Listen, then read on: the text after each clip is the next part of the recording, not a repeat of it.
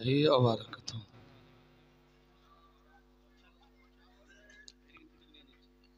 نحمده ونستعينه ونستغفره ونؤمن به ونتوكل عليه ونعوذ بالله من شرور أنفسنا ومن سيئات أعمالنا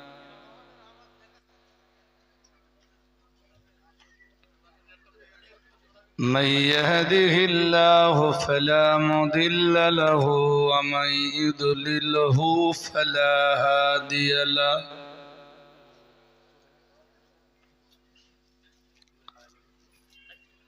ونشهد أن لا إله إلا الله وحده لا شريك له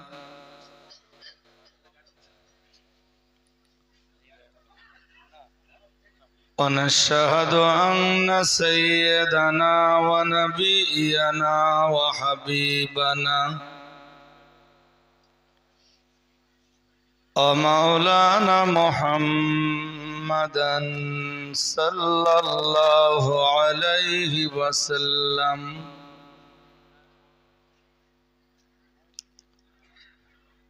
صلى الله عليه وسلم عبده ورسوله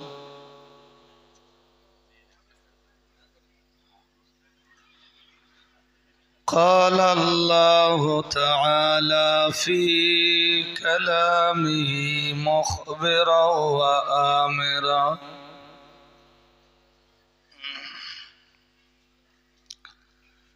إن الله وملائكته يصلون على النبي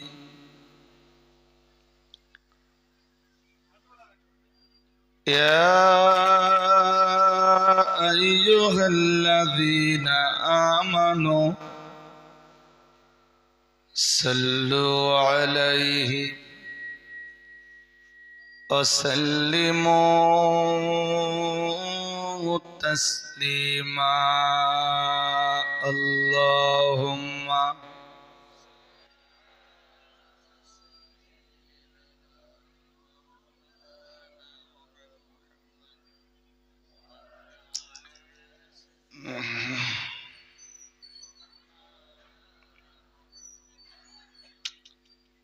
فقد قال الرب تبارك تعالى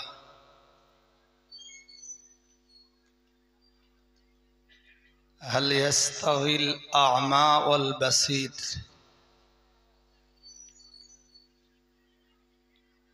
وقال الله تعالى في آية أخرى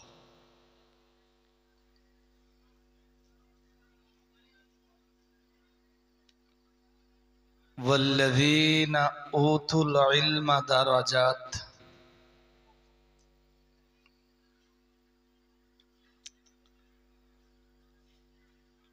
وجاء في حديث الشريف عن النبي صلى الله عليه وسلم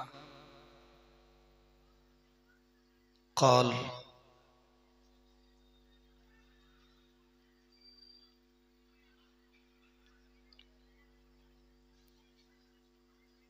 إن العالم والمتعلم إذا مر على قرية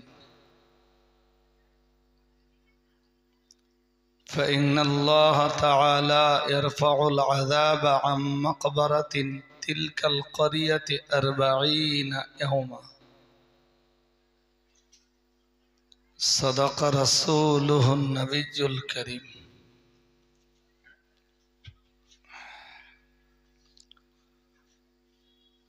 وجاء في حديث آخر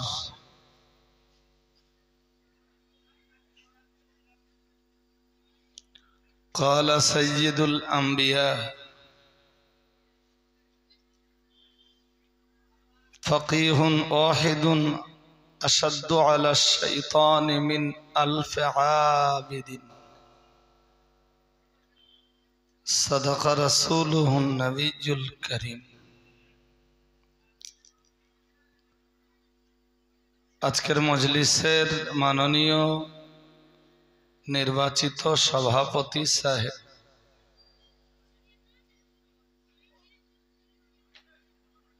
stage পরিচালনাকারী Khadija মাদ্রাসার কর্তব্যরত দায়িত্বশীল মাননীয় সুপারিনটেনডেন্ট মহাশয়,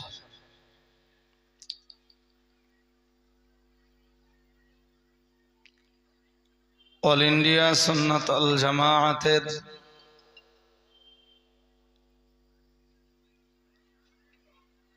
বিভিন্ন স্তরের উলামায়ে কেরাম, মাগরিবী বাঙ্গাল আঞ্জুমানে ওয়াইজিনের সদস্যগণ,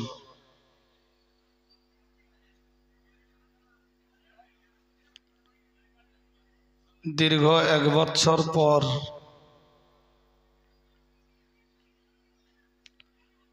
চিশতিয়া মাদ্রাসাতুল বানাত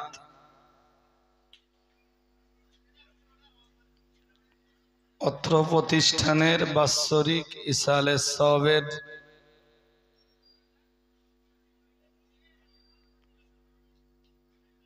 2 দিন ব্যাপী মাহফিলের আজকের শেষ রজনী।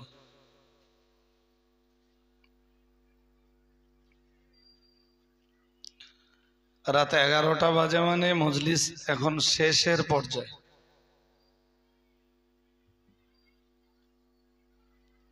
প্রত্যেকটা জিনিসের একটা জোয়ানি টাইম থাকে,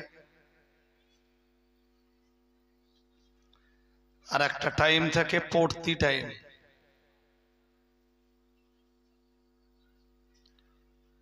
তো এই পড়তি সময়েও আপনারা যারা আছেন, সংখ্যায় বহু মাদ্রাসার ইসালে সওয়াবের জোয়ানি টাইমের চাইতেও বেশি।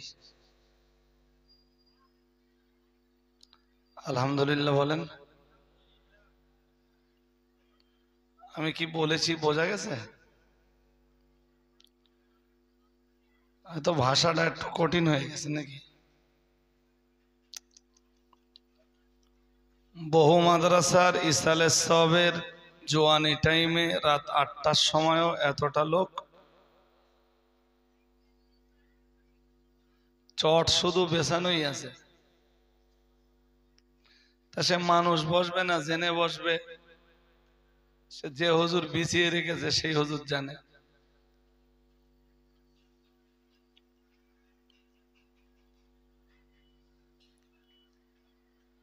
হয়তো মনে মনে ভেবে রেখেছিল যে পুরো মাঠ চট বিছিয়ে রাখলি লোক ভর্তি হয়ে যাবে।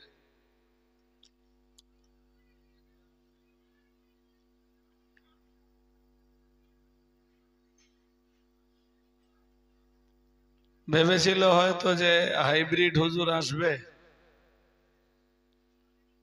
দেশি হুজুরের তুলনায় হাইব্রিড হুজুরের শ্রোতা বেশি হবে।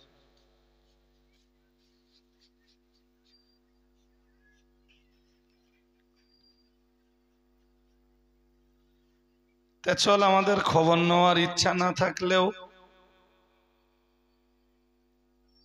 মেসেজ পৌঁছে যায়।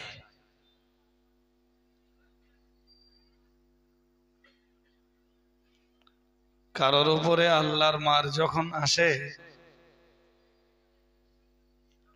সে মার তখন কেউ ঠেকাতে পারে না।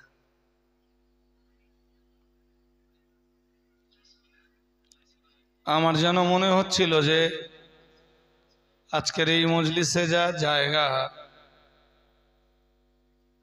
মাদিনী সাহেব হুজুর যখন ওয়াজ করছিলেন তখন এই জায়গা পুরোপুরি ফুলফিল। হ্যাঁ না বলবেন তো? মনে হচ্ছে যে তিল ধারণের জায়গা ছিল না। আমি তো এসেছি পড়তি সময়ে, তাও আপনারা সংখ্যায় এখনো অনেক, আলহামদুলিল্লাহ।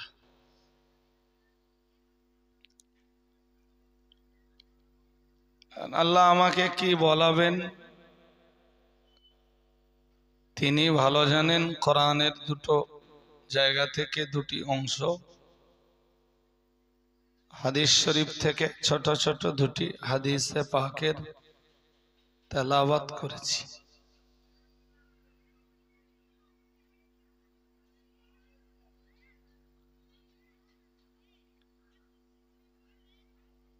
আজকে আমি সুনান তিরমিজি থেকে একটা হাদিস শোনাবো।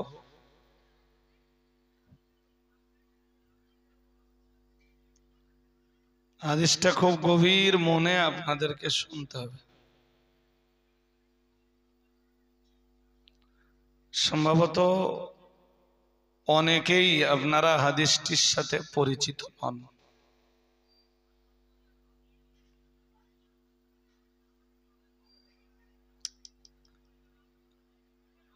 সুনান তিরমিজির এক হাদিসে এসছে,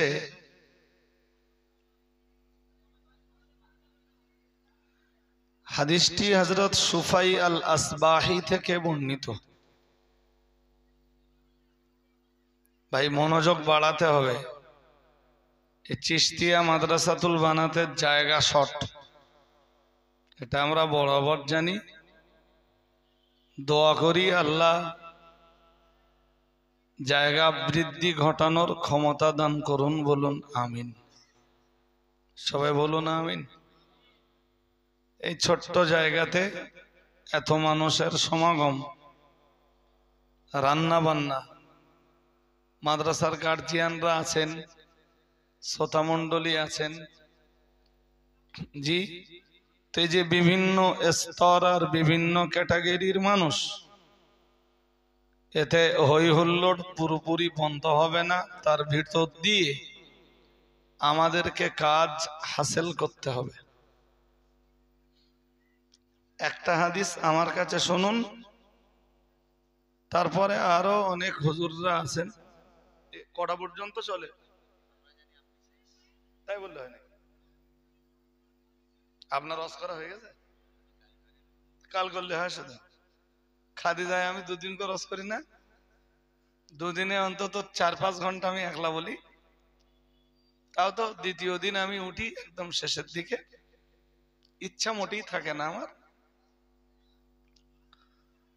যাক ছাড়ুন, একটু মনে রাখতে হবে হাদিসটার বর্ণনাকারী হযরত সুফাই আল আসবাহি,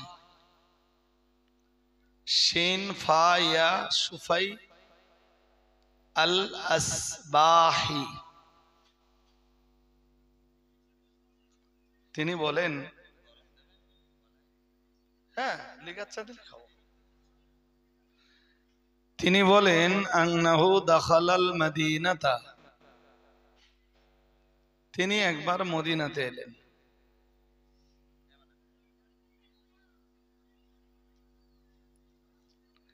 মদিনার তখন সুখ্যাতি,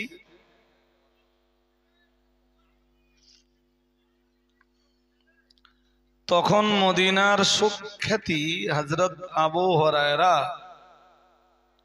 রাদিয়াল্লাহু তাআলা আনহুর কারণে।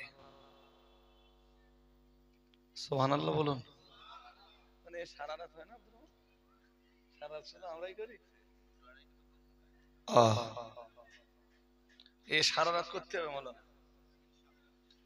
না না, এবার না, সামনের বছর থেকে সেইভাবে পরিকল্পনা নিয়ে, মানে বাৎসরিক হিসাবে সব তো, আর মাদ্রাসার বাৎসরিক হিসাবে সব সারা রাত ঠিক আছে, ভোরবেলার দিকে একটু লোকজন কমে যায় গেল, কিন্তু সারা রাতের অভ্যাসটা করতে হবে।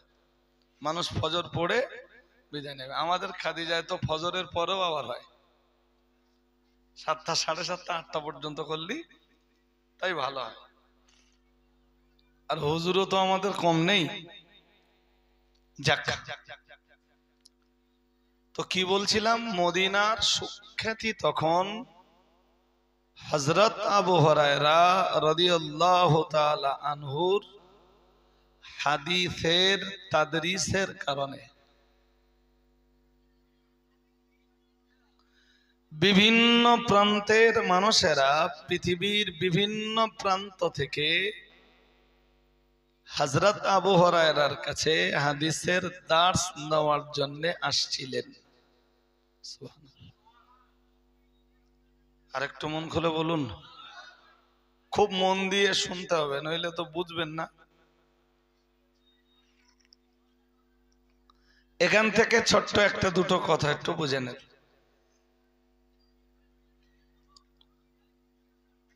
বাদা ইন্তেকালির রাসূল, রাসূল পাকের ইন্তেকালের পরে যত সাহাবীরা, যত ছেলেরা মেয়েরা হাদিস বয়ান করেছেন, হাদিস বর্ণনাকারী সাহাবীদের ভিতরে প্রথম স্থান অধিকার করেছেন হযরত আবু হুরায়রা। আরেকটু মন খুলে বলেন। অথচ আপনারা খুব সহজে পারবেন, আমি রাস্তা বলে দেই। হযরত আবু হুরায়রার লাইফ হিস্ট্রি গবেষণা করে দেখবেন গুগলে, আবু হুরায়রা লিখলে চলে আসবে। হুজুরের লাইফ হিস্ট্রি গবেষণা করে দেখবেন উনি কুরাইশ গোত্রের মানুষ ছিলেন না, আমি যতদূর জানি।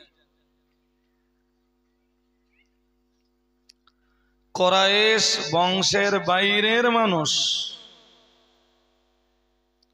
অথচ আল্লাহ হাদিস শাস্ত্রে তাকে এত দক্ষতা দান করলেন যে বাদা ইন্তেকালির রাসূল, রাসূলের ইন্তেকালের পরে তাম পৃথিবীর মানুষ হাদিস শুনবার অভিপ্রায়ে হযরত আবু হুরায়রার অভিমুখী হচ্ছিলেন। সুবহানাল্লাহ।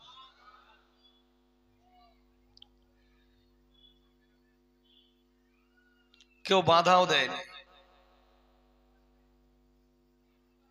এই জায়গাটা আর একটু মন দিয়ে শুনতে হবে কথাটা, যে বিষয়টাতে কেউ কখনো বাধা সৃষ্টিও করেনি। হযরত আলী রাসূলের এত ক্লাস, এই কি হলো তোদের, বস, ওরা ছেড়ে দে, মোটে ডিস্টার্বও করবি না, উঠতেও পারবি না, চালাকি বল। যাক, হযরত আলী একদিকে কুরাইশ বংশীয়, অন্যদিকে হাশেমি, ফের রাসূল পাকের চাচাতো ভাই আবাদ জামাতা। এত ক্লস, এত নিকটতম, এত নিকটতর হওয়ার পরেও হযরত আলীও কখনো অন্তরায় সৃষ্টি করেননি যে আমি নবীর এত কাছের, হাদিস শুনবার জন্য আমার কাছে না এসে তোরা আবু হুরায়রার কাছে যাচ্ছিস কেন? কথা কি বুঝতেছেন? হিংসা করেননি। আবু বকর রাদিয়াল্লাহু তাআলা আনহু হিংসা করেননি, হযরত ওমর হিংসা করেননি, হযরত ওসমান হিংসা করেননি, হযরত আলী হিংসা করেননি, হযরত আব্দুল্লাহ ইবনে আব্বাস, তিনি রাসূলের নিজের চাচার ছেলে, তিনিও হিংসা করেননি। রাসূলের ক্লাস নিকটতম কুরাইশ বংশীয় যত সাহাবীরা ছিলেন কেউ হিংসা করেননি যে আমরা থাকতে রাসূল করিম সাল্লাল্লাহু আলাইহি ওয়াসাল্লামের সাহাবী আবু হুরায়রার কাছে तमाम পৃথিবীর বিভিন্ন প্রান্ত থেকে লোকেরা হাদিস শুনবার জন্য যায় কেন? কেউ হিংসা করেননি, কারণ তারা প্রত্যেকেই জানতেন যে হাদিস শাস্ত্রে সবচাইতে বড় পণ্ডিত সাহাবীদের ভিতরে হযরত আবু হুরায়রা। আর একটু মন খুলে বলেন। সুতরাং যিনি হাদিস শাস্ত্রের মহাবিদ্বান, মানুষেরা তার কাছে হাদিস শুনতে যাচ্ছে, এখানে বাধা দেওয়ার কেউ। কিন্তু আজকের সমাজে কেউ যদি হাক্কানি আলেম হয় আর জনগণ যদি সেই হাক্কানি আলেমের পিছনে ছোটে, তখন বাধা দেওয়ার জন্যে, বিপত্তি সৃষ্টি করার জন্যে হাজারো লোক তৈরি হয়ে যায়। আরে হ্যাঁ না জোর করে বলবেন তো? বাধা দেওয়ার লোক হাজারো তৈরি হয়ে যায়। এমনকি কেউ কেউ বলতে বলে ফেলে যে শুধু এলেম থাকলে হবে না। কথাটা ঠিক এরকম, শুধু এলেম থাকলে হবে না। আচ্ছা, এলেম থাকলে হবে না, যদি এলেম থাকলে না হয় তাহলে দরকার কি? এলমের উল্টো হলো আল ইলমু, আর ঠিক আল ইলমুর উল্টো হলো আল জাহলু। তা এলমিয়াতে যদি মানুষ এলমিয়াত দিয়ে যদি সিরাতুল মুস্তাকিম না পায়, তো সিরাতুল মুস্তাকিম কিসের মাধ্যমে পাবে? জাহালাতির মাধ্যমে।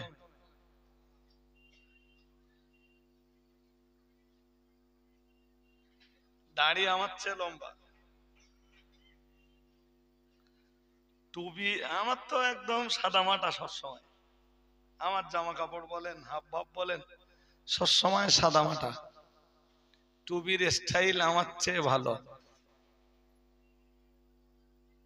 দু চারটে পেকেছে, তাতে আবার রং লাগিয়ে দিয়েছে। সেসব হুজুর স্টেজে উঠে বলতেছে, মাল হিসাব করে দেখে নেছে আগে যে আমার তো এলেম নেই, এলেম ওয়ালাগা পেছনে লাগতে হবে। স্টেজে উঠে বললে এলেম থাকলে চলবে না। তা মানুষ ধর্ম করবে কি দিয়ে? জাহালাত দিয়ে।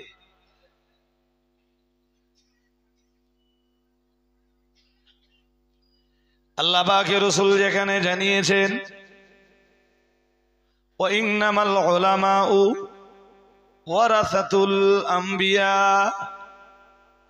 ও কামা ক্বালা আলাইহিস সালাম, প্রিয় রাসূল যেখানে জানিয়েছেন আলেমরা হলেন নবীদিগের ওয়ারিস। আরেকটু মন খুলে বলেন। এখন যদি বলা হয় এলেম থাকলে চলবে না, আলেমের কাছে যাওয়া চলবে না, তা মানুষ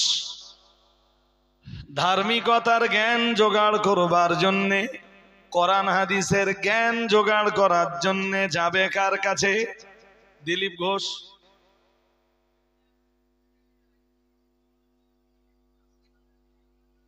ভাই চাওয়ালা যদি একটুখানি বন্ধ করতেন চাটা দেওয়া, বড্ড ভালো হতো। একটু খানিকক্ষণ বন্ধ করেন, আমি আধ ঘন্টার বেশি বলবো না। শ্রোতার একাগ্র চিত্ত না হলে অজ করে ঠিক অজ যাই করি, শ্রোতার একাগ্র চিত্ত লাগে। আমার তো 5 মিনিট বলেন, 10 মিনিট বলেন, আধ ঘন্টা বলেন, 1 ঘন্টা বলেন, আমি যতক্ষণ বলি আমার শ্রোতা যদি কথা না নিতে পারে, আমি বেগার বকার পক্ষপাতী মোটেই না। এই জন্য চাওয়ালার বলছি, ভাই একটু আধ ঘন্টা পরে আবার আপনি বিক্রি করবেন কেন? আমি আধ ঘন্টায় ছেড়ে দিচ্ছি, অনেক আলেম ওলামারা রয়েছেন, তারা একটু ওয়াজ করবেন।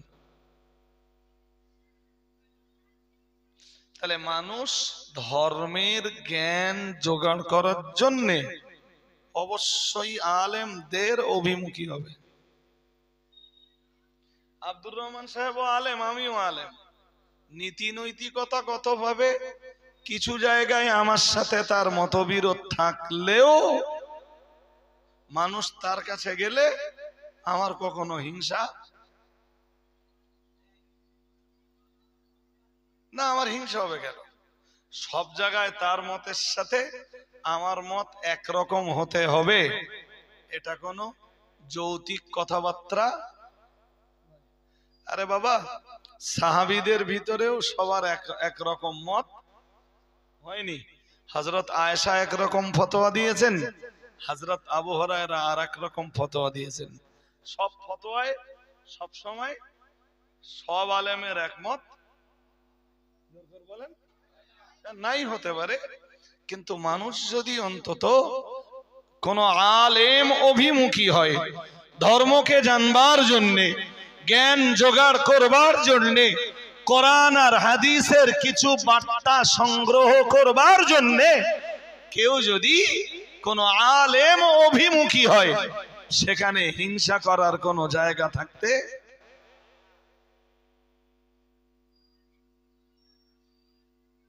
আমার লাইফে আমি কখনো কোন আলেমের প্রতি হিংসাত্মক মনোভাব কখনোই ব্যক্ত করিনি।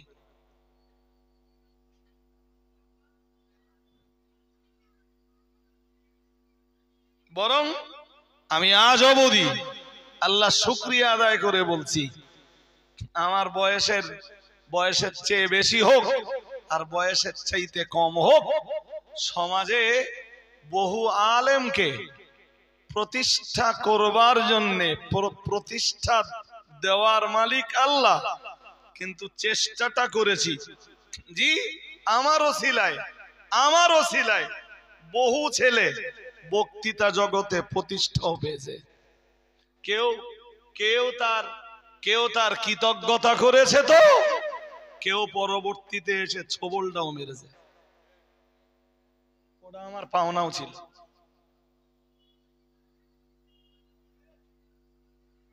কথা বুঝতে পারেননি? জি, কিন্তু যদি আমার কথা জিজ্ঞেস করেন, আমার যে উপকার করে আমি ছবল মারি না তার। ওর নাম শকর। ওর নাম কি? সবাই বলেন, জোর করে বলেন, ওর নাম কি? তার মতের সাথে আমার মত একরকম নাও হতে পারে, বাট তার কৃতজ্ঞতার কথা কখনো আমি ভুলবো না। একদম সোজা সাপটা বলছি। জি, শুনেছেন কি আমার কাছে আমি জানি না, হযরত নবী ইউসুফ আলাইহিস সালামকে জেলখানা থেকে মুক্তি দেওয়ার জন্য বাদশাহ যখন দুজন মেসেঞ্জারকে পাঠালো, বলল যাও ইউসুফকে জেলখানা থেকে মুক্ত করে নিয়ে এসো। হযরত নবী ইউসুফ আলাইহিস সালামকে জি ওই মেসেঞ্জার দ্বয় যখন যে মেসেজটা শোনালেন, বাদশাহ আপনাকে মুক্তি দিয়েছেন, নবী ইউসুফ বললেন আমি জেলখানা থেকে বার হব না। বললেন কেন? সবাই যখন জেলখানা থেকে বার হওয়ার জন্য উকিল ধরে, উকিল আদালতে লড়াই করে, আর বাদশাহ আপনাকে মুক্তি দিয়েছেন, এরপরও আপনি জেলখানায় থাকতে চাইছেন, তার কারণ কি? হযরত ইউসুফ আলাইহিস সালাম বলেছিলেন, মিশরের যেসব মেয়েরা ইউসুফের নামে দুর্নাম রটিয়েছিল, ওরা যতক্ষণ পর্যন্ত সেদিনের সেই সত্যতার প্রকাশ না ঘটাবে, যতক্ষণ আমি ইউসুফ মিশরের মেয়েদের দ্বারাতে নির্দোষ প্রমাণিত না হব, ততক্ষণ আমি ইউসুফ জেলখানা ত্যাগ করব না। মিশরের বাদশাকে বলো যে ওই সমস্ত মেয়েদের ডাকতে, একবারও বলেননি জুলাইখাকে ডাকতে। শুনছেন? এই কৃতজ্ঞতাটা এই জায়গায়। একবারও বলেননি জুলাইখাকে ডাকতে। ইউসুফ নবী পরিষ্কার জেল থেকে বলতে পারতেন, বাদশাকে যে বলো জুলাইখাকে ডেকে জিজ্ঞেস করুক ঘটনা কি। এরা কইছে কি হলো তোদের? এই ভাব দেখতে দুই একটা আছে বলে ভাব দেখে। হ্যাঁ, আমি সে কোথায় একটা দাও দেখেছি, একটা ছেলে এরকম ছোট একটা টর্চ লাইট নিজে বসে হুজুরের মুখে মারতেছে, মানে হুজুর ভালো করে দেখতে, এত আলো টালো জ্বলতে পারছে না, ওবার হুজুরের মুখে টর্চ লাইট দেখতে, সাংঘাতিক ব্যাপার। ও হয়তো ভাবতেছে যে হুজুর ইন্দোনেশিয়ার কিনা একটু ভালো করে দেখি। হাজারিন মাজলিস, মন দিয়ে শুনুন, কথাটা খুব ভাইটাল, খুব খুব ভাইটাল। নবী ইউসুফ জেলখানা থেকে এক কথায় বলে দিতে পারতেন যে জোলাইখাকে ডেকে বাদশাকে জিজ্ঞেস করতে বলো সেদিনের ঘটনা, হাত কাটার গল্প কি ছিল। তা বললেন না, বললেন হাত কাটার ঘটনায় মিশরের যেসব মেয়েরা জড়িয়ে ছিল তাদেরকে ডেকে জিজ্ঞেস করতে বলো। জোলাইখার নাম এই জন্য নেননি, ইউসুফকে জেলখানায় পাঠিয়ে জোলাইখা অপরাধ করেছে, জোলাইখা অন্যায় করেছে, হাজার অন্যায় করেছে। এরপরেও জোলাইখা একটা পিরিয়ডে হযরত নবী ইউসুফের জন্য মায়ের ভূমিকা পালন করেছিলেন বলেই আল্লাহর নবী ইউসুফ আলাইহিস সালাম জোলাইখার সেদিনের কৃতজ্ঞতার কথা কখনো ভুলে যাননি।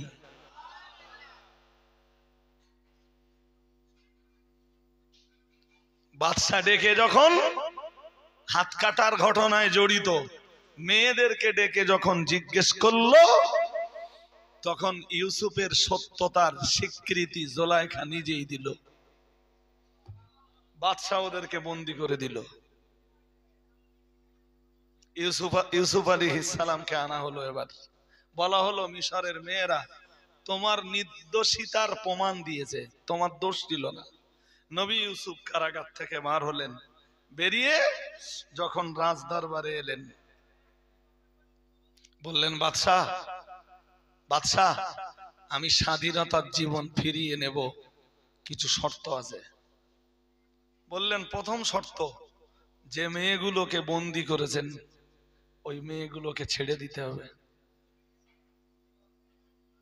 সুবহানাল্লাহ বলুন। ফের জোলাইখার প্রতি কৃতজ্ঞতা। কিসের কৃতজ্ঞতা? জোলাইখা একদিন ইউসুফের মায়ের ভূমিকা পালন করেছে। ইউসুফের কথা শুনছেন? আজকের সমাজে দেখা যায় যে কেউ যদি কারোর জন্য বাবার ভূমিকা পালন করে, ভাইয়ের ভূমিকা পালন করে, কাউকে যদি প্রতিষ্ঠিত হওয়ার প্লেস তৈরি করে দেয়, জায়গা তৈরি করে দেয়, জি, এরপরেও সেই সমস্ত কৃতজ্ঞের দল, তারা যারা বাবার ভূমিকা পালন করেছে, ভাইয়ের ভূমিকা পালন করেছে, তাদেরকেই আবার ছোবলায়। হ্যাঁ না, জোর করে বলবেন তো। এরূপ দৃষ্টান্ত এদেশে চোখ খুললে এভেলেবেল পাবেন। ওইটা কোরআনের শিক্ষা নয়, ওইটা হাদিস থেকে পাওয়া শিক্ষা নয়। যাক, কাম ব্যাক করুন। আল্লাহ আমাদের বুঝবার ক্ষমতা দান করুন। বলুন আমিন, বলুন না আমিন। কত লোকে আমারে স্টেজে ওঠার আগে বললে, খুব প্রশংসা করলে। আমি কি কারোর প্রশংসা কোনোদিন চেয়েছি? আরে হ্যাঁ না, জোর করে বলেন। আমি চেয়েছি? আল্লাহ আমারে যেটুকু দিয়েছেন, যেটুকু, আমার এর আগের স্টেজ ছিল মুফতি সাহেবের স্টেজ, মিন্স আমার পরে মুফতি সাহেব উঠলেন, ওদের তাফসীরুল কোরআন মাহফিল, মুফতি সাহেবের বিষয়বস্তু সূরা কাফিরুন, আর আমার বিষয়বস্তু বেঁধে দেয়নি। আমি সূরা মাউন, আরাইতাল্লাযী ইউকাযযিবু বিদ্দীন ফাযালিকাল্লাযী ইয়াদউল ইয়াতীম, আমি সূরা মাউন দিয়ে শুরু করলাম, 2 আয়াত পর্যন্ত যেতে পেরেছি। ফার্স্ট আয়াত, সেকেন্ড আয়াত, ব্যাস মুফতি সাহেবের টাইম হয়ে গেছে, ছেড়ে দিয়েছি। আমি আগের জলসায় বলছিলাম, আমার জীবনের সফলতা, আমার জীবনের ডেভেলপমেন্ট, আমার জীবনের উন্নতি, আমার জীবনের জয়, আমার জীবনে আমার প্রতি জনগণের বিশ্বস্ততা, সবের পিছনে রয়েছে মুফতি সাহেবের জীবনের চূড়ান্ত অবদান। মুফতি সাহেব তো আমার অ্যাকচুয়াল শিক্ষক, যখন যে বছর জামিয়া থেকে আমি ইফতা করি, ওই বছরে মুফতি সাহেব মাঝে মাঝে ক্লাসে আসতেন। কিন্তু আমি যখন বসিরহাটে পড়তাম, আলিয়াতে পড়তাম, তখন মুফতি সাহেব ধারাবাহিক কোন শিক্ষক আমার ছিলেন না। আমি যেটুকুই বুঝি, যেটুকুই, আমি তখন আলেমে পড়ি জানেন। তা একদিন মুফতি সাহেবের কাছে, কি আলেমের চেয়ে নিচে হয়তো, তা একদিন মুফতি সাহেবের সাথে দেখা করতে এসছি। মুফতি সাহেব ছোট্ট একটা পরামর্শ আমার দিলেন, বললেন শোনো, যাই বড় সবসময় আরবি কিতাব পড়বা। তা আমি মুফতি সাহেবকে বললাম, আমার খুব মনে পড়ে, আল্লাহ হুজুর আমি তো সব আরবি কিতাব পড়ে বুঝতে পারি না। মুফতি সাহেব বললেন, এখন বুঝতে হবে না, যা বলছি তাই করো। মনে হয় কোনো একটা বাংলা বইটাই কিনবো বলে হুজুরের কাছে পরামর্শ চাইতে গেছি। তা হুজুর বললেন, বাংলা কিনো না, কিতাবটার আরবি কেন? আল্লাহ হুজুর আমি তো বুঝতে পারি না হুজুর। হুজুর বললেন, যাও বলছি তো, এখন বুঝতে হবে না, সময় হলে বুঝতে পারবা।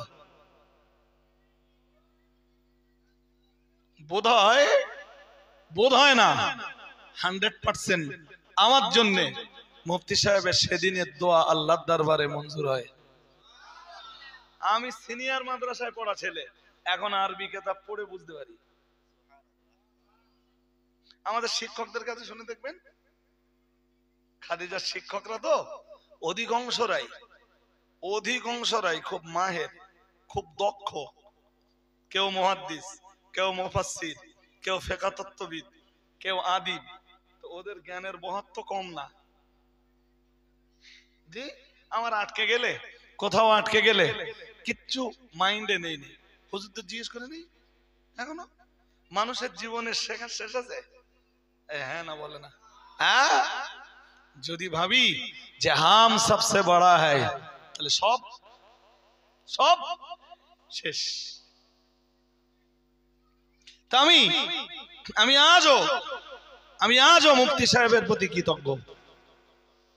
আজও আমার জীবনের এই উন্নতির পিছনে হুজুরের যা অবদান, সে ভাষায় বলা যাবে না ভাই।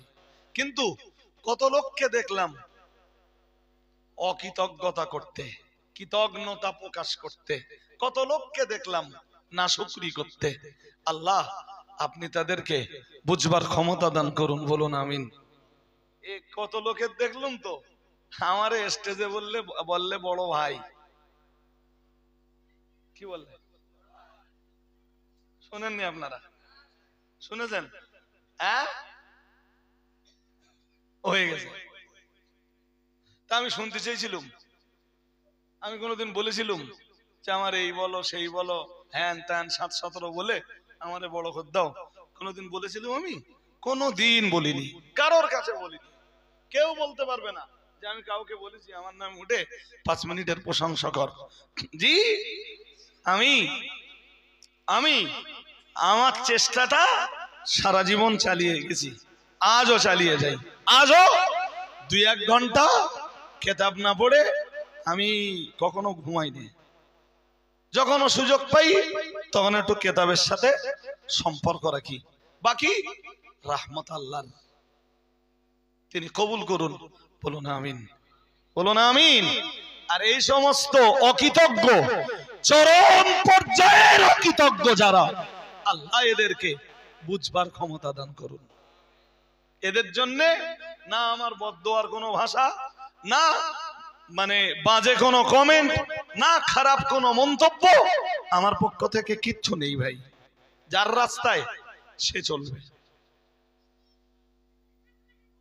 আমার রাস্তায় আমি চলবো। তবে অনেকে এরমটা ভাবে যে এই এত লোক কাইম সাহেবের ছেড়ে চলে গেল, এবার রজব আলী সাহেব চলে যাবে। 2-1 জন এরম ভাবে না? হ্যাঁ, বলছে তাই। ছোট্ট একটা কথা মনে রাখুন, রজব আলী সাহেবের অত কপাল পড়িনি। অতটা তো বহু দূরের কথা, মোটেই পড়িনি। পড়া তো দূরের কথা, কপালে আগুনই লাগে। কপালে কি আগে আগুন লাগবে না আগে পড়বে?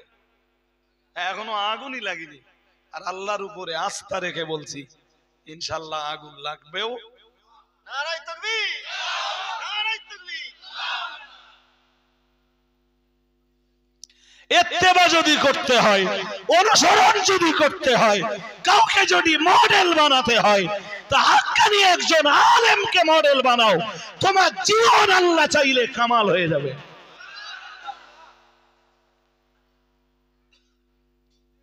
জি, কোন জাহেলকে যদি তোমার লাইফের মডেল বানাও, কোন মূর্খকে যদি তোমার জীবনের মডেল বানাও, তোমার জীবনের ধ্বংস অনিবার্য কারণে নেমে আসে।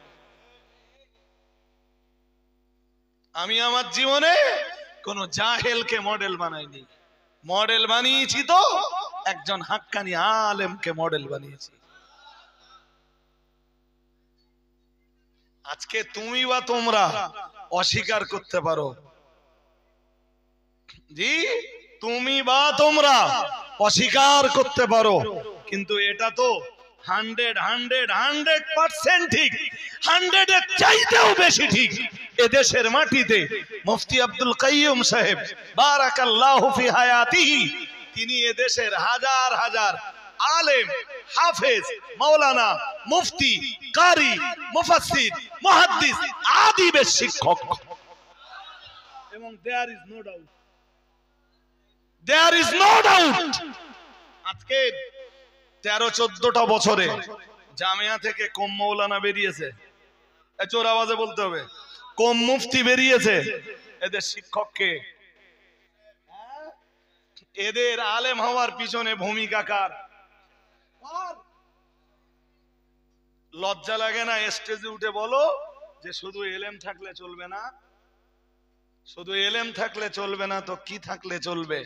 জাহালাতি থাকলে চলবে?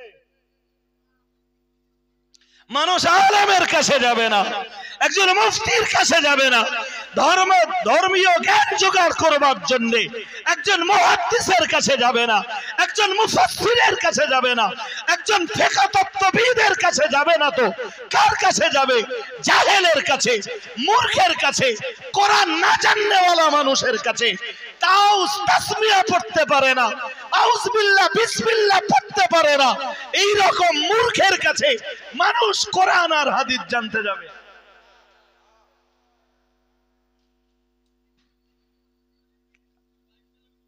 এলেম যেখানে থাকবে মানুষ এমনি দৌড়বে। হ্যাঁ না বলবেন তো? সোজা বাংলায় একটা কথা বলে, গুড় অন্ধকারেও মিষ্টি লাগে।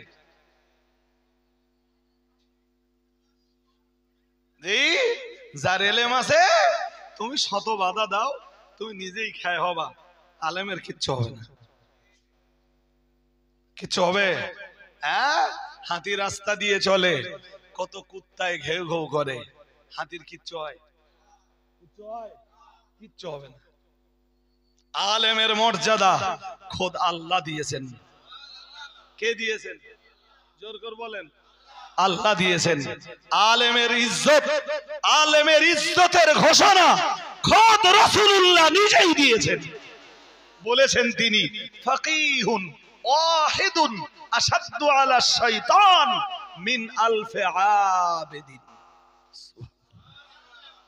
আলেমের ইজ্জতের ঘোষণায় আল্লাহ নিজেই বলেছেন, ইন্নামা ইয়াখশাল্লাহ মিন ইবাদিহিল উলামা। আমি এগুলোর ট্রান্সলেশন, এক্সপ্লানেশন দিতে গেলে অনেক সময় যাবে বলে একদম লিগালে বলছি। জি, এখন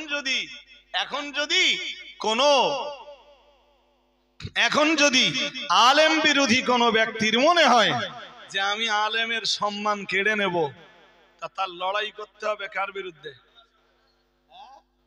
চেষ্টা কর, দেখ যদি আল্লাহর সাথে লড়াই করে জিততে পারিস।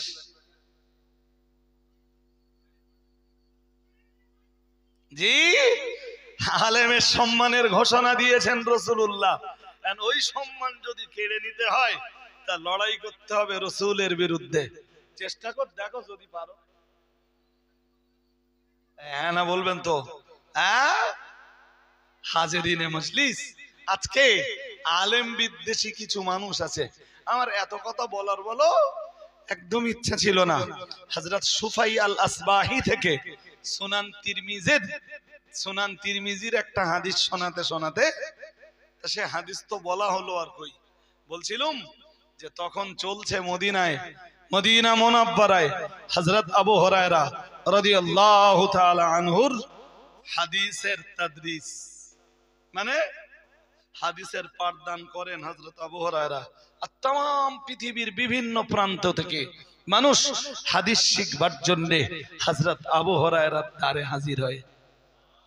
আর একটু মন খুলে বলেন, বাট तमाम মদিনা মুনাব্বারায় আবু হুরায়রার বিরুদ্ধে এগেনস্টে শত্রুতা করবার মতো কেউ, কারণ কি তাদের সকলের ভিতরে ছিল খোদাভীতি। ওরা আবু হুরায়রার কাছে যাচ্ছে, আবু হুরায়রা সবচাইতে বড় জ্ঞানী হাদিসের, তো তার কাছ থেকে হাদিসের জ্ঞান জোগাড় করলে মানুষের জীবনের কল্যাণ নেমে আসবে। আর একটু মন খুলে বলেন, আজকে দেশ জুড়ে দুশ্মনী চলছে, শত্রুতা চলছে, ইলমের কারখানাগুলো বন্ধ হয়ে যাক।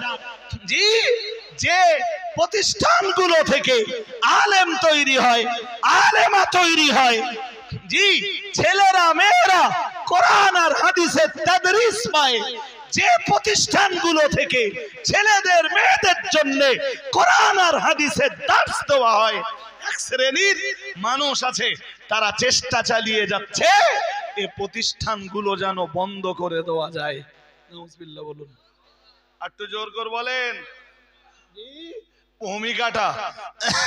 ভূমিকাটা ইবলিসের চাইতে কোন অংশে, জোর করে বলেন, কোন অংশে আল্লাহ তাদেরকে আপনি বুঝবার ক্ষমতা দান করুন। কাম ব্যাক করুন, দেরি করবো না, দেরি করলে অনেক সময় চলে যাবে ভাই। হযরত সুফাই আল-আসবাহি থেকে বর্ণিত, আন্নাহু, আপনাদের মনোযোগ আছে তো নাকি, আন্নাহু দাখালাল মাদিনাতা, তো তিনিও মদিনায় এলেন। সবাই মদিনায় আসতেছে হাদিসের জ্ঞান জোগাড় করতে, সুফাই আল-আসবাহি তিনিও মদিনায় এলেন। ফাইদা হুয়া বিরাজুলিন ইজতামা আলাইহিন নাস, আমি তেমন বলছি, হাদিসে যেমন আছে, উনি মদিনায় এসে একটা জায়গায় দেখলেন যে লোকেরা চতুর্দিক দিয়ে একজন ব্যক্তিকে ভিড় জমিয়ে রেখেছে। শুনছেন? মদিনায় এসে দেখলেন একটা লোককে কেন্দ্র করে চতুর্দিকে ভিড় জমে আছে, মাঝখানে একজন মানুষ, তিনি হাদিস শোনাচ্ছেন, আর চতুর্দিকে হাদিস শুনবার জন্য ভিড় জমিয়ে রেখেছে। ও হাদিসের গুড় আজও যাদের কাছে থাকবে, এমনি লোকেরা তার কাছে ভিড় করবে, আরে কিয়ামত পর্যন্ত থাকবেই। লা তাজালু তাইফাতুম মিন উম্মতি যাহিরিনা আলাল হক ওয়া ফি রিওয়ায়াতিন যাহিরিনা আলা আদুবিহিম কাহিরিন। সুবহানাল্লাহ। আর একটু মন খুলে বলুন, কিয়ামত পর্যন্ত একটা দল থাকবেই, ছিল, আছে, জোর করে বলেন। হ্যাঁ, কম থাকলেও হাক্কানি আলেম 2-5 জন দেশের মাটিতে থাকবে। জি, সুফাই আল-আসবাহি অবাক হয়ে গেলেন, একটা লোককে কেন্দ্র করে এত ভিড়। হযরত সুফাই আল-আসবাহি তিনি বর্ণনা করেন, ফাইদা হুয়া আবু হুরায়রা রাদিয়াল্লাহু তাআলা আনহু। হযরত সুফাই আল-আসবাহি বলেন, আমি আরেকটু এগিয়ে গেলাম, যে দেখতে পেলাম মানুষ চতুর্দিক দিয়ে ভিড় জমিয়ে রয়েছেন, আর মাঝখানে যিনি বসে আছেন উনি রাসূলের সাহাবীদের ভিতরের হাদিসের সবচাইতে বড় পণ্ডিত হযরত আবু হুরায়রা। আরেকটু মন খুলে বলেন, ইউহাদ্দিসুন নাসা, তিনি তখন মানুষদেরকে হাদিস শোনাচ্ছেন। কি শোনাচ্ছেন? বুখারীতে যাবেন, আবু হুরায়রার হাদিস বেশি, মুসলিমে যাবেন, আবু হুরায়রার হাদিস বেশি, নাসাইতে যাবেন, আবু হুরায়রার হাদিস বেশি। হাদিসের যে কিতাব খুলবেন আবু হুরায়রার হাদিস সবচাইতে বেশি। হাজরিনে মজলিস, সুফায়াল আসবাহি বলেন আমিও বসে গেলাম। চতুর্দিকে লোকেরা ভিড় জমিয়ে রেখেছে, আমিও ওই ভিড়ের মাঝে বসে গেলাম। যখন আবু হুরায়রা রাদিয়াল্লাহু তাআলা আনহুর হাদিস বর্ণনা করা শেষ হয়ে গেল, লোকজন সব চলে গেল, উনি একা একই হয়ে গেলেন। উসপুস করলে হবে না ভাই, একদম নড়াচড়াও চলবে না, মন দিয়ে শুনতে হবে। আমি কত দূর যেতে পারবো জানি না, ইচ্ছা রয়েছে অন্তত লক্ষ্যস্থল পর্যন্ত তো হাজির পৌঁছাই। মানে পুরো না বলতে পারলেও খানিকটা তো বলি, খানিকটা না বললে লক্ষ্যস্থলে পৌঁছাতে পারবো না। জি, সবাই চলে গেল, হযরত আবু হুরায়রা একা একই হয়ে গেলেন। আমি তখন বললাম, হাদিসনি হাদিসান সামি'তাহু মির রাসূলিল্লাহ সাল্লাল্লাহু আলাইহি ওয়াসাল্লাম। হুজুর, আপনি আমাকে একটা হাদিস বলুন যেটা আপনি রাসূল থেকে শুনেছেন।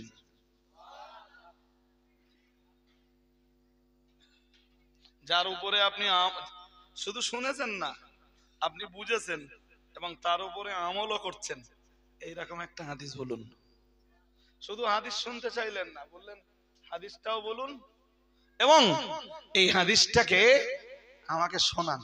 এমন একটা হাদিস শোনান যেটা বুঝেছেন, আমলও করতেছেন। হযরত আবু হুরায়রা রাদিয়াল্লাহু তাআলা আনহু একদম দেরি করলেন না, বললেন আমার কাছে হাদিস শুনতে চাইছো, ঠিক আছে আমি তোমাকে হাদিস শোনাচ্ছি। ফাকালা আবু হুরায়রা আফআলু, উনি বললেন আমি তাই করব। কি করব?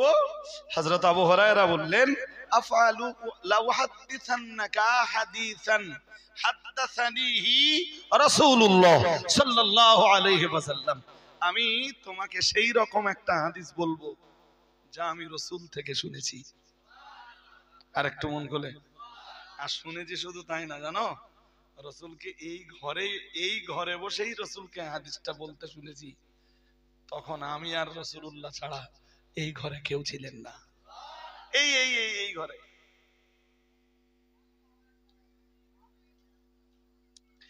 হাদিস বিবরণ দিয়েছে হযরত সুফায়াল আসবাহি বলেন, ফানাশাকা আবু হুরায়রা তানাশকাতান, এই পর্যন্ত বলার পরে হযরত আবু হুরায়রা রাদিয়াল্লাহু তাআলা আনহু অজ্ঞান হয়ে গেলেন।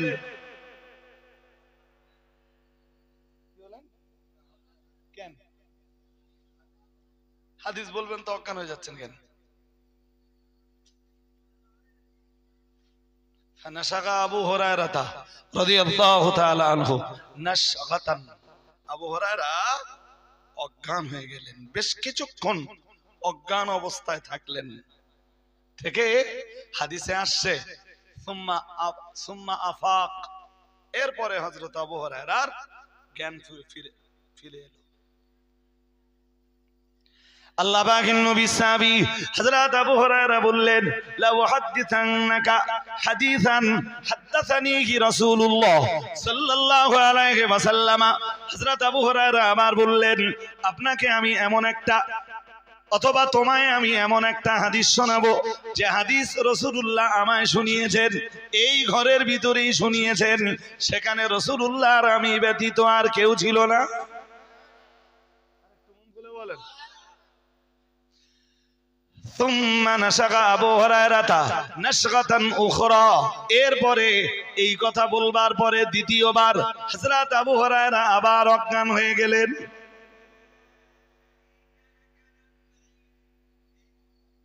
শুনছেন নাকি? আগের বারও ওই পর্যন্ত বললেন রাসূল যেমন হাদিস বয়ান করেছেন আমি তোমাকে সেই রকম হাদিস বয়ান করব, বলে অজ্ঞান হয়ে গেলেন। সেকেন্ড টাইম আবার বললেন রাসূল যেমন হাদিস বয়ান করেছেন আমি তেমন হাদিস বয়ান করব। জানো হাদিসটা রাসূল যখন বয়ান করছিলেন আমি আর রাসূলুল্লাহ ছাড়া এই ঘরে আর কেউ, বারবার একই কথা রিপিট দিচ্ছেন আর ওই পর্যন্ত বলে আবার অজ্ঞান হয়ে যাচ্ছেন। সুম্মা আফাকা, এরপরে আবু হুরায়রা আবার তিনি জ্ঞান ফিরে পেলেন। হাদিস বিবরণ দিয়েছে প্রিয় নবী মুহাম্মদুর রাসূলুল্লাহ সাল্লাল্লাহু আলাইহি ওয়াসাল্লামের প্রিয় সাহাবী হযরত আবু হুরায়রা যেই না আবার জ্ঞান ফিরে পেলেন, জ্ঞান ফিরে পাওয়ার পরেই বললেন, লা উহাদ্দিসান্নাকা হাদিসান হাদাসানিহি রাসূলুল্লাহ সাল্লাল্লাহু আলাইহি ওয়াসাল্লাম, আমি তোমাকে এমন হাদিস শোনাবো যে হাদিস আল্লাহ পাকের রাসূল থেকে আমি শুনেছিলাম, যে হাদিস রাসূলুল্লাহ আমায় শুনিয়েছিলেন। এই ঘরের ভিতরে আল্লাহ পাকের রাসূল আর আমি ভিন্ন, অন্য আর কেউ ছিলেন না গো। হযরত আবু হুরায়রা আবার অজ্ঞান হয়ে গেলেন। ও বাবাজিরা ভাইরা, হাদিসটা বলতেই পারলেন না, বেশ কিছুক্ষণ অজ্ঞান অবস্থায় থাকলেন। হাদিস বিবরণ দিয়েছে সুম্মা আফাকা, এরপরে হযরত আবু হুরায়রা আবার জ্ঞান ফিরে পেলেন, আবার বললেন, লা উহাদ্দিসান্নাকা হাদিসান হাদাসানিহি রাসূলুল্লাহ সাল্লাল্লাহু আলাইহি ওয়াসাল্লাম। এবারে চতুর্থবার, ফোর্থ টাইম তিনি আবার বললেন, আমি এমন একটা হাদিস শোনাবো যে হাদিস রাসূলুল্লাহ আমায় শুনিয়েছেন।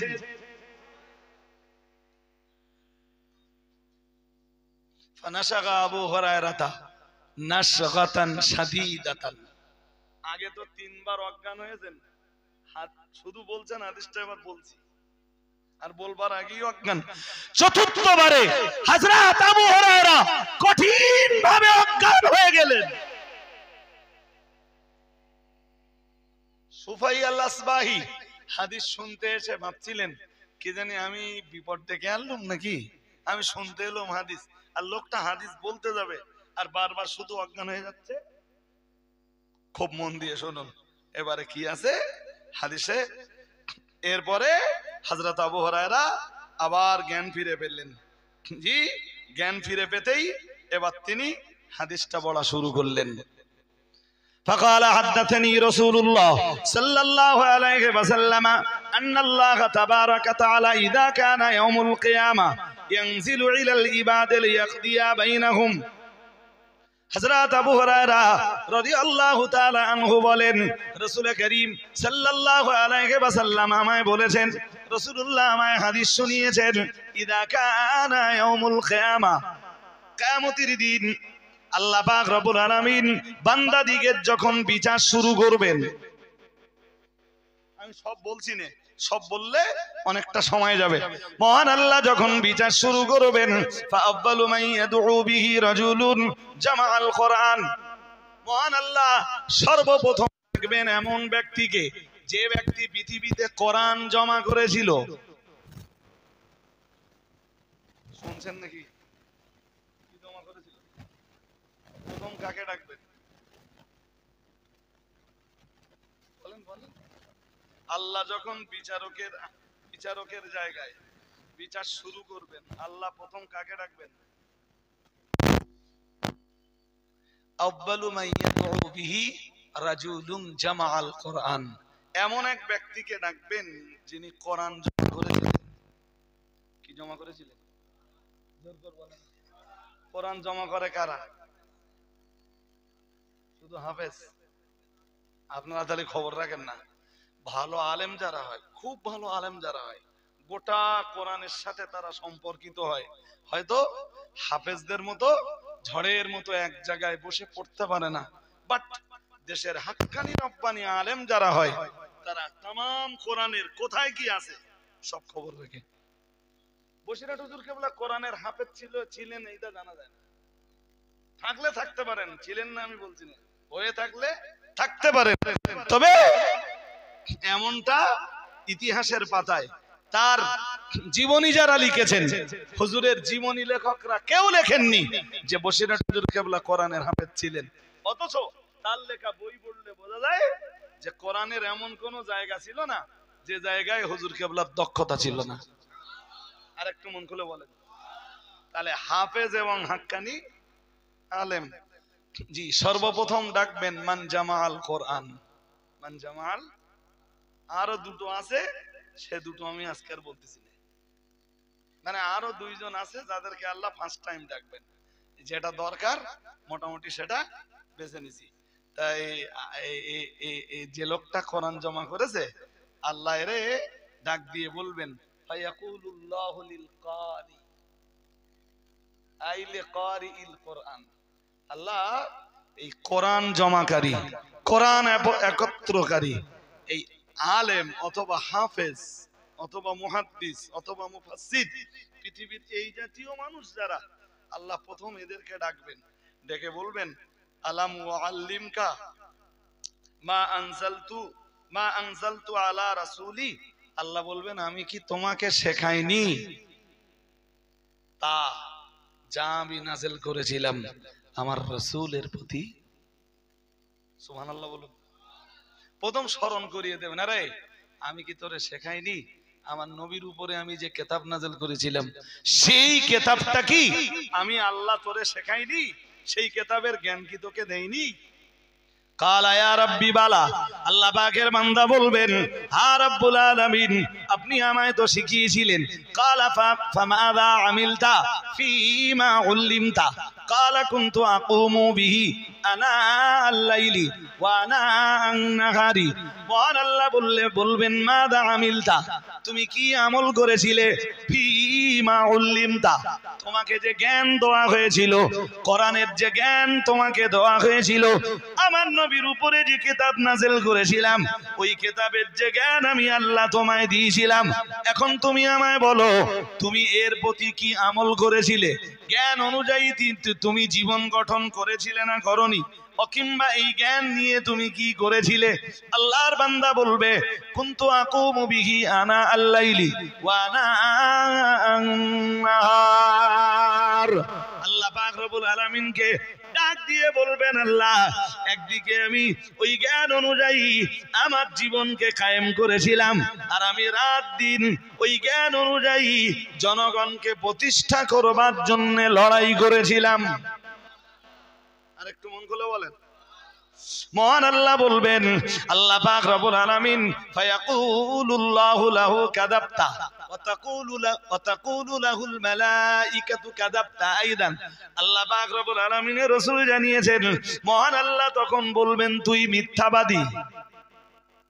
কি বলবেন?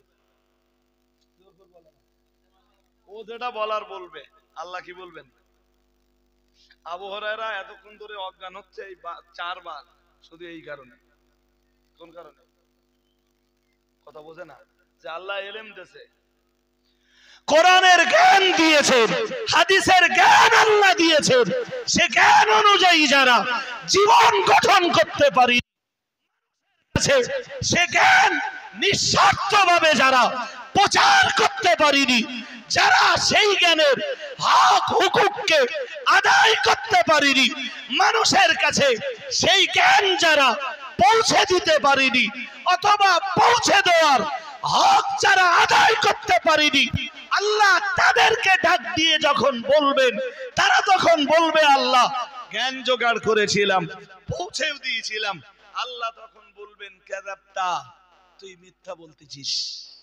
কি বলতেছিস? তুই মিথ্যা বলতেছিস। আর ফেরেশতারাও বলবেন তুমি মিথ্যাবাদী, তুমি মিথ্যা বলছো। আল্লাহ পাকের বান্দা বলবেন আল্লাহ কেন? ও রব্বুল আলামিন, এর কারণটা কি?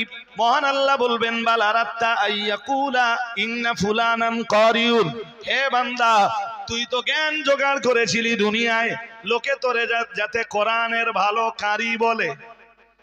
তুই জ্ঞান জোগাড় করেছি এজন্যে, জ্ঞান জোগাড় করেছিলি এজন্যে দুনিয়ার মানুষ যাতে তোকে দেশের একজন বড় আলেম বলে। যেটা পাওয়ার দুনিয়ার মানুষের কাছে পেয়েছিস, আজ আমি আল্লাহ আমার কাছে কোনো পাওনা।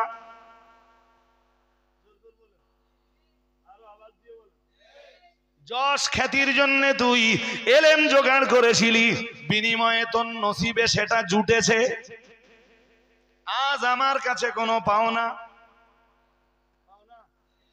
এই কারণে আবু হুরায়রা অজ্ঞান হচ্ছে বারবার।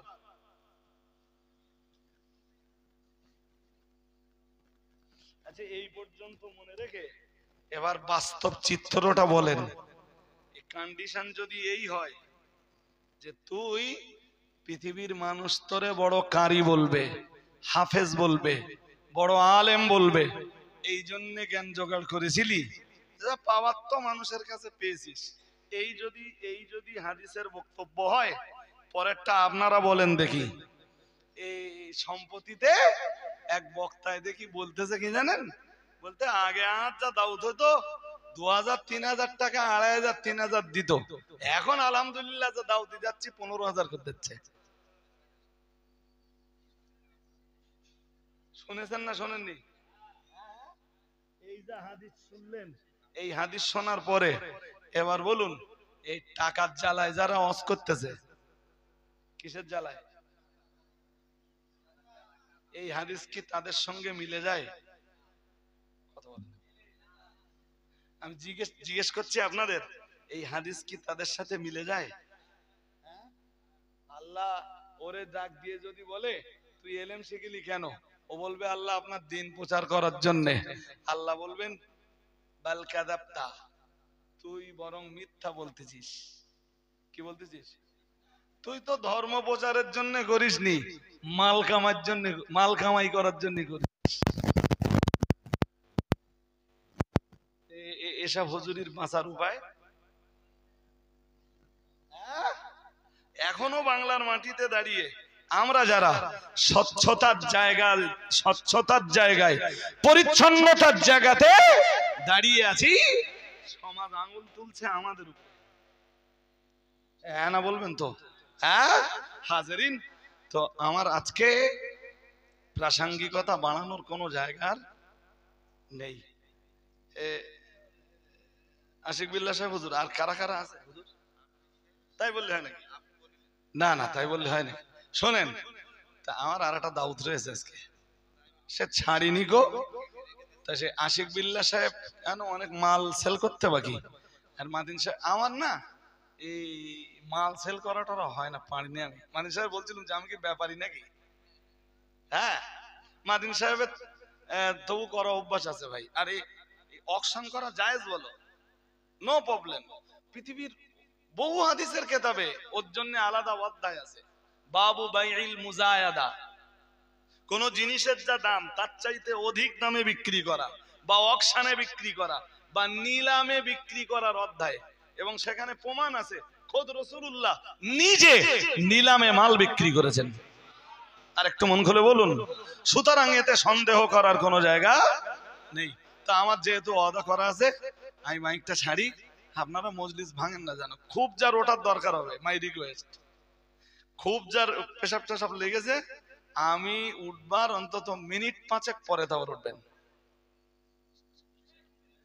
মাওলানা আশিক বিল্লাহ সাহেব মাদ্রাসার দায়িত্বশীল, তাকে তো কথা বলতেই হবে। আমি বলছিলাম না যে খাদিজায় আমি 2 দিন মিলে 4-5 ঘন্টা করে কথা বলি, তা আল্লাহ শুকর মজলিস আবার জমে গেছে। মজলিস তো মানি সাহেব চলে যাওয়ার পর বড্ড ভাঙা ভাঙা দেখাচ্ছিল, এখন অনেক ভালো দেখাচ্ছে না।